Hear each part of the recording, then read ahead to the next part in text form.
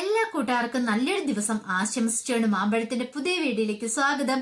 ആദ്യമായി കാണുന്നവരാണെങ്കിൽ ചാനൽ ഇഷ്ടപ്പെട്ട ഒന്ന് സബ്സ്ക്രൈബ് ചെയ്യാൻ മറക്കരുതേ. അതോടൊപ്പം തന്നെ കണ്ടുകൊണ്ടിരിക്കുന്ന എല്ലാവരുടെ സപ്പോർട്ടിലേക്കും തുടർന്നും പ്രതീക്ഷിച്ചുകൊണ്ട് നമുക്ക് നേരെ കിരണിന്റെ കല്യാണിന്റെ അടുത്ത ആഴ്ചയിലെ നല്ലൊരു പ്രമോ വിശേഷം കണ്ടാലോ. അടുത്ത ആഴ്ച നമ്മൾ കാണാൻ പോകുന്ന നമ്മളെല്ലാവരും ഇത്രയും കാലം കാണാൻ കാത്തിരുന്ന കുറച്ച് നല്ല നല്ല വിശേഷങ്ങളൊക്കെയാണ്. ശാരി അങ്ങനെ അവസാന സത്യങ്ങളൊക്കെ അറിയുവാണ്. ഇത്രയും കാലം അഹങ്കരിച്ച് നടക്കുന്ന ശാരി ഒരു നിമിഷം കൊണ്ട് തകർന്ന് തരിപ്പണമായി പോവാണ്. മനസ്സിലുള്ള വിഗ്രഹം അങ്ങനെ ഉടഞ്ഞു പോവാണ്. ശാരിയുടെ ഏറ്റവും വലിയ പ്രതീക്ഷയായിരുന്നു DNA ടെസ്റ്റിന്റെ ഫലം വരുമ്പോ തനിക്ക് ഒരിക്കലും എതിരാവില്ല, തന്റെ മകള് തന്നെയായിരിക്കും സരിയു എന്നുള്ളത്. പക്ഷെ ആ പ്രതീക്ഷ പോവാണ്. ഈ സമയം ഇതൊന്നും അറിയത്തില്ലാതെ കല്യാണിയും കിരണിനെ എങ്ങനെ തകർക്കാമെന്നതിന് ലക്ഷ്യം വെച്ചിട്ട് നേരെ പ്രകാശിന്റെ അടുത്തേക്ക് ചെല്ലുന്നുണ്ട് സരിയു. അപ്പൊ അതിന്റെ കുറച്ച് നല്ല വിശേഷങ്ങളൊക്കെയാണ് കാണാൻ പോകുന്നത്. അതോടൊപ്പം തന്നെ രാഹുലിനെ പഞ്ഞിക്കിടുന്നുണ്ട്. സത്യങ്ങളൊക്കെ അറിഞ്ഞാൽ പിന്നെ തിരിച്ചറിഞ്ഞിട്ടുണ്ട് പിന്നെ ശാരിക്ക് വെറുതെ ഇരിക്കാൻ പറ്റുമോ? തന്റെ മകളല്ല സരിയു, അതറിഞ്ഞു കഴിഞ്ഞിട്ടുണ്ടെങ്കിൽ രാഹുലിനെ വെറുതെ വിടത്തില്ല ശാരി. അപ്പൊ അതിന്റെ വിശേഷങ്ങളൊക്കെയാണ് കാണാൻ പോകുന്നത്. കഴിഞ്ഞ ദിവസം തന്നെ കണ്ടു ശാരിയാണ് ആകെപ്പാടെ ടെൻഷനിലായിരുന്നു. ഇനി ഇന്ന് ഒരു ദിവസം കൂടെ ഉള്ളൂ, നാളെയാണ് റിസൾട്ട് വരുന്നത്. അങ്ങനെ കാത്തിരുന്ന ആ ദിവസം വന്നു. ശാരി രാവിലെ തന്നെ എഴുന്നേറ്റു, കുളിച്ച് ക്ഷേത്രത്തിൽ പോയി പ്രാർത്ഥിക്കുക, എന്റെ ഭഗവാനെ കാത്തോണം, ഇന്നാണ് റിസൾട്ട് വരുന്നത്. ഇന്ന് റിസൾട്ട് വന്നു കഴിയുമ്പം എന്റെ മകളല്ലെന്ന് ഒരു കാരണവശാലും അവര് പറയരുത്, എന്റെ മകളാണ്. എനിക്ക് പൂർണ്ണ ബോധ്യമുണ്ട്. കിരണ്ണൻ കല്യാണിയെ ഞാൻ വെല്ലുവിളിച്ചിരിക്കുകയാണ്. അവരെ തകർക്കാനുള്ള ഏറ്റവും നല്ല മാർഗം കൂടെയാണിത് എനിക്ക്. അതുകൊണ്ട് കാത്തോണേ ദേവി എന്നൊക്കെ പറഞ്ഞ് പ്രാർത്ഥിച്ച് വീട്ടിലേക്ക് വരുവാണ്. വീട്ടിലേക്ക് വന്നു കഴിയുമ്പോ സരി വെച്ചു, അല്ല അമ്മ രാവിലെ തന്നെ ക്ഷേത്രത്തിൽ പോയി നിൽക്കണം. അത് പോയി മോളെ. എന്താ അമ്മേ, എന്തായാലും വിശേഷിച്ചുണ്ടോന്ന് ചോദിക്കണം. അല്ല മോളെ, അധികം വൈകാതെ തന്നെ സത്യങ്ങളൊക്കെ നമ്മൾ അറിയില്ലേ. സത്യങ്ങൾ എന്ത് സത്യങ്ങള്? അല്ല അത് പിന്നെ രൂപേനെ സേനയെ കുറിച്ചുള്ള സത്യങ്ങളെ അതാ ഞാൻ ഉദ്ദേശിച്ചേ. ഓ അതാണോ? അപ്പൊ അതിന്റെ കുറച്ച് കാര്യങ്ങൾക്കായിട്ട് ഞാൻ പോകാൻ പോവാ. അപ്പൊ അതിനു മുമ്പ് ക്ഷേത്രത്തിൽ പോയി ഒന്ന് പ്രാർത്ഥിച്ചിട്ടൊക്കെ വന്നാന്ന് പറയാം. ഒന്ന് കാര്യം ചെയ്യാം, ഞാനും കൂടെ വരാന്ന് പറയാം അമ്മയുടെ കൂടെ. വേണ്ട, അതിന്റെ അതൊന്നും ആവശ്യമില്ല, മോള് വരണ്ട, ഞാൻ തന്നെ പൊക്കോളാം. അതെന്താ അമ്മ അങ്ങനെ പറഞ്ഞേ? ഞാനും കൂടെ വന്നാൽ എന്താ കുഴപ്പമിരിക്കുന്നത്? അല്ലെങ്കിൽ ഞാൻ ഈ വീട്ടിൽ ബോറടിച്ചു മടുത്തെന്ന് പറയണം. മോൾക്ക് ഈ സമയത്ത് യാത്രയൊക്കെ ചെയ്യാൻ പറ്റുന്നതാണോ? മോൾ ഇവിടെ ഇരിക്കെ, ഞാൻ പോകാന്ന് പറയാണ്. പക്ഷെങ്കില് സരയു പറഞ്ഞു ശരി അന്ന് അമ്മ പോയിട്ട് വരാൻ പറയാണ്. അങ്ങനെ സരുവിന്റെ അടുത്തുനിന്ന് നേരെ ശാരി പോവാണ്. ഈ സമയത്ത് ശാരിയുടെ ഉള്ളിൽ വല്ലാത്ത ടെൻഷൻ ഉണ്ടായിരുന്നു. എന്റെ ഭഗവാനെ, ഇനി എന്തായിരിക്കും അവര് പറയാൻ പോകുന്നത്? ഈ സമയം എന്ത് ചെയ്യുക? സരയു മനസ്സ് വിചാരിച്ചു, അമ്മ പോയ സമയം തന്നെ ഒരു കാര്യം ചെയ്യാം, പ്രകാശിനെ ഒന്ന് പോയി കണ്ടു കളയാം. പ്രകാശിന്റെ അടുത്ത് നിന്ന് കുറച്ച് കാര്യങ്ങളൊക്കെ ഉണ്ട്. അധികം വൈകാതെ തന്നെ ആ കല്യാണിക്കിട്ടും കിരണിന്റെ ഒരു പണി കൊടുക്കണം. അതിന് ഏറ്റവും നല്ല മാർഗം പ്രകാശം തന്നെയാ. ഇനിയിപ്പൊ തന്റെ അച്ഛനെ കൊണ്ട് അതൊന്നും സാധിക്കുമെന്ന് തോന്നുന്നില്ല. അച്ഛൻ ഒന്നാമത്തെ കാര്യം വയ്യ, അച്ഛനോട് എന്തെങ്കിലും പറഞ്ഞിട്ട് കാര്യമില്ല. ഇപ്പൊ ഇനി ഏക ശരണം എന്ന് പറഞ്ഞാൽ അവരാണ്. അവരോട് പോയി കാര്യങ്ങളൊക്കെ പറയാൻ ഓർത്തുണ്ട് സരി ഒരുങ്ങി ഇറങ്ങുവാണ്. പിന്നീട് ശാരി നേരെ DNA ടെസ്റ്റിന്റെ ഫലം അറിയാനായിട്ട് പോവാണ്. ഈ സമയത്ത് നൂറ് ടെൻഷനാ ശാരിയുടെ മനസ്സിലുള്ള. തെമി ഇനി കിരണും കല്യാണി പറഞ്ഞ പോലെ ആയിരിക്കുവേ? അങ്ങനെയൊന്നും വരത്തില്ല. എലിസബത്ത് തന്നെ വെല്ലുവിളിച്ചിരിക്കുകയാണ്. അങ്ങനെയുള്ള ചിന്തയോട് കൂടിയിട്ടാണ് DNA ടെസ്റ്റിന്റെ ഫലം അറിയാനായിട്ട് ചെല്ലുന്നത്. അങ്ങനെ ചെന്ന് ചോദിച്ചു, സാറേ എന്തായി കാര്യങ്ങൾ നോക്കിയാൽ? അതിന്റെ ഫലം വന്നിട്ടുണ്ടെന്ന് പറയാണ്. റിപ്പോർട്ട് എടുത്ത് കയ്യിലേക്ക് കൊടുക്കുകയാണ്. ശാരിയുടെ ദേഹം ആസകലം വരയ്ക്കാൻ തുടങ്ങി. പിന്നെ ഒരു കാര്യമുണ്ട്, നിങ്ങൾ കൊണ്ടുവന്ന മുടിയിടകളൊക്കെ ഞാൻ കീറി മുറിച്ച് നല്ല വിധം പരിശോധിച്ചു. പക്ഷെ അച്ഛന്റെ മോളുടെ പരിശോധിച്ചെന്ന് ഒരു കാര്യം വ്യക്തമായി. അവരുടെ മോള് തന്നെയാണ്, ആ അച്ഛന്റെ മോളാണ് അവര്. പക്ഷെ മറ്റേ അവരുടെ അമ്മയുടെയാന്നും പറഞ്ഞ് കൊണ്ടുവന്നുണ്ടല്ലോ. പക്ഷെ അതും ഇതും കൂടെ മാച്ചാകുന്നില്ല, അത് അവരുടെ മോളല്ലെന്ന് പറയണം. പെട്ടെന്ന് ഒരു നിമിഷം ശാരി, അല്ല സാർ എന്താ പറയണെന്ന് ചോദിക്കുകയാണ്. ശരിയായിട്ടുള്ള കാര്യം ഞാൻ തന്നെയാ പറഞ്ഞേ. സാറിന് തെറ്റിപ്പോയിട്ടൊന്നും ഇല്ലല്ലോ. അതെങ്ങനെയാ ശാരി തെറ്റുന്നേ? എനിക്ക് തെറ്റിപ്പോയിട്ടൊന്നുമില്ല. ഇനി ഇപ്പൊ ശാരിക്ക് എന്തേലും സംശയം ഉണ്ടെങ്കിൽ വേറെ എവിടെയായാലും കൊണ്ടേ പരിശോധിച്ചോ. ഞാൻ പറഞ്ഞ സത്യസന്ധമായിട്ടുള്ള കാര്യങ്ങളാ. എവിടെ കൊണ്ടേ പരിശോധിച്ചാലും ഇതേ റിസൾട്ട് തന്നെ കിട്ടുള്ളൂ എന്ന് പറയാണ്. ശാരിക്ക് മനസ്സിലായി. അപ്പൊ രാഹുലേട്ടന്റെ മോള് തന്നെയാണ് സരിയു. പക്ഷെ തന്റെ മകളല്ല അവള്. അപ്പൊ തന്നെ ചതിക്കുമായിരുന്നു ഇത്രയും നാളും. ശാരിയുടെ കണ്ണുകൾ നിറഞ്ഞു വിടുക. എന്താ എന്ത് പറ്റി? ഞാനിനി അവരോട് എങ്ങനെ പറയൂന്ന് ഓർത്തിട്ടാ, എന്റെ കൂട്ടുകാരോട് അതോർത്തിട്ടാണോ? ഒരു കാര്യം ചെയ്യും, തൽക്കാലത്തേന് ഇതൊന്നും പറയണ്ട എന്ന് പറയണം. പറയാതെ എങ്ങനെ ഇരിക്കും സാർ? നമ്മളിത് ചതിയല്ലേ ചെയ്യുന്നേ?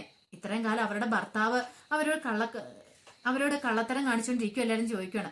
അതൊക്കെ ശരി തന്നെയാ. പക്ഷെ ഇത്രയും നാളും നെഞ്ചോട് ചേർത്ത് പിടിച്ച ആ കുട്ടി അവരുടേതെല്ലാം അറിഞ്ഞുമ്പോ അവർക്ക് സഹിക്കാൻ പറ്റുമോ എന്ന് ചോദിക്കുക. ശാരി ശരി സാറേ എന്നും പറഞ്ഞിട്ട് പോവാണ്. ശാരിക്ക് ചെന്നിട്ട് എന്ത് ചെയ്യണമെന്ന് അറിയത്തില്ല. കാറിലേക്ക് കയറിയിരുന്നിട്ട് ശാരി പൊട്ടിക്കരയാണ്. സമനില തെറ്റുന്നവള് തോന്നി. അപ്പൊ എലിസബത്ത് പറഞ്ഞ കാര്യങ്ങളൊക്കെ ശരി തന്നെയാണ്. അപ്പൊ ഇത്രയും കാലം തന്നെ രാഹുലേട്ടൻ വഞ്ചിച്ചുകൊണ്ടിരിക്കുവായിരുന്നു. കിരൺ തന്നോട് എന്താ പറഞ്ഞേ? താൻ ബോധം കെട്ട് കിടന്ന സമയത്ത് തന്റെ അടുത്തേക്ക് കൊണ്ടുവന്ന് വേറൊരു കുട്ടീനെ കിടത്തിയെന്നാ പറഞ്ഞേ. ഒരുപക്ഷെ താൻ പ്രസവിച്ച കുട്ടി മരിച്ചു പോയിട്ടുണ്ടോ? എന്നിട്ട് രാഹുലേട്ടൻ എന്താ അത് മറച്ചു വെച്ചിരുന്നേ? തന്നോട് ഈ ചതി ചെയ്യണ്ടായിരുന്നു. അതൊക്കെ ഓർത്തിട്ട് ഭ്രാന്ത് പിടിക്കുന്ന അവസ്ഥയാണ് ശാരിക്ക് തോന്നിയത്. ഈ സമയം കല്യാണി നേരെ വീട്ടിലേക്ക് എത്തുവാണ്. അപ്പൊ കിരൺ ചോദിച്ചു, എന്ത് പറ്റി കല്യാണി, നിന്റെ മുഖം എന്താ വല്ലായിരിക്കണെന്ന് ചോദിക്കാണ്. പിന്നീട് ടെക്സ്റ്റൈൽ ഷോപ്പിൽ വെച്ച് നിഷയെ കണ്ട കാര്യമൊക്കെ പറയണം മേഘനയുടെ അനിയത്തി.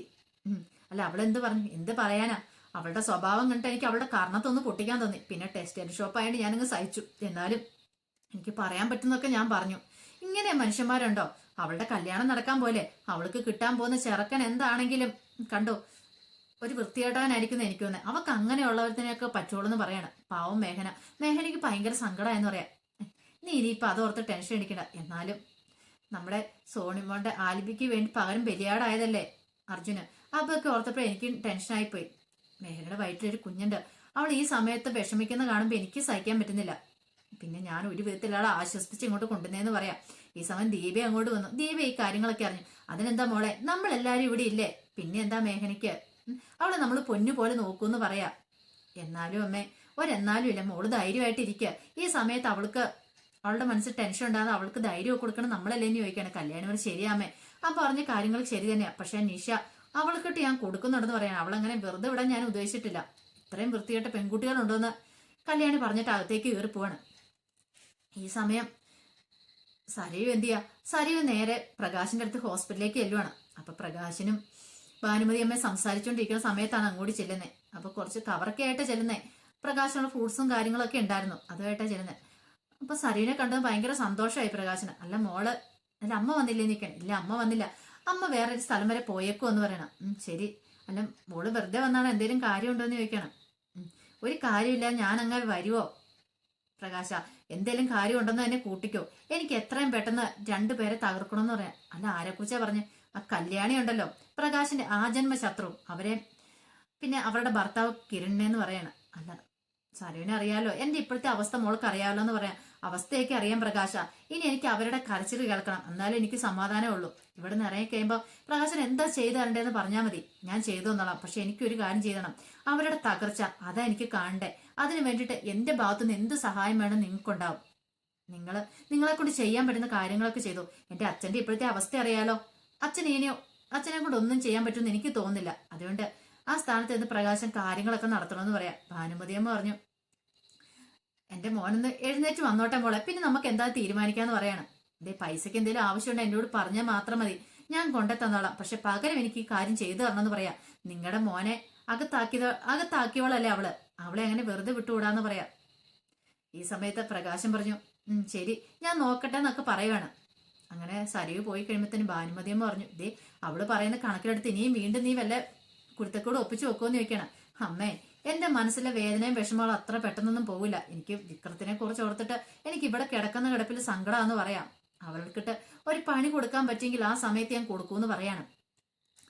ഈ സമയത്ത് തകർന്ന മനസ്സോടു കൂടിയാണ് ശാരി വീട്ടിലേക്ക് വരുന്നത്. ശാരി വീട്ടിലേക്ക് വന്നപ്പോ ശാരിക്ക് കാലുപോലും നിലത്തുറയ്ക്കുന്നുണ്ടായിരുന്നില്ല. അതേ ഒരു അവസ്ഥയിലാ വരുന്നേ. ഇങ്ങനെ വന്നു കഴിയുമ്പോഴാണ് രാഹുല മുറിയിലിരിക്കുന്നുണ്ട്. രാഹുലിനെ കണ്ടത് ശാരിക്ക് അങ്ങോട്ട് പെരുത്ത് കയറി. ഭാഗ്യത്തിന് സരിയും ആ സമയത്ത് ഇവിടെ ഇല്ലായിരുന്നു. സരയില്ല നോക്കിയും സറിയില്ല. ഭാഗ്യം ഓർത്തുകൊണ്ട് നേരെ ചെല്ലുവാണ്. ചെന്ന് കഴിയുമ്പോഴത്തേനും രാഹുൽ ഇരിക്കുന്നുണ്ട്. രാഹുലിനെ കണ്ടത് അങ്ങോട്ട് അടിമുടി അങ്ങോട്ട് പെരുത്ത് കയറി.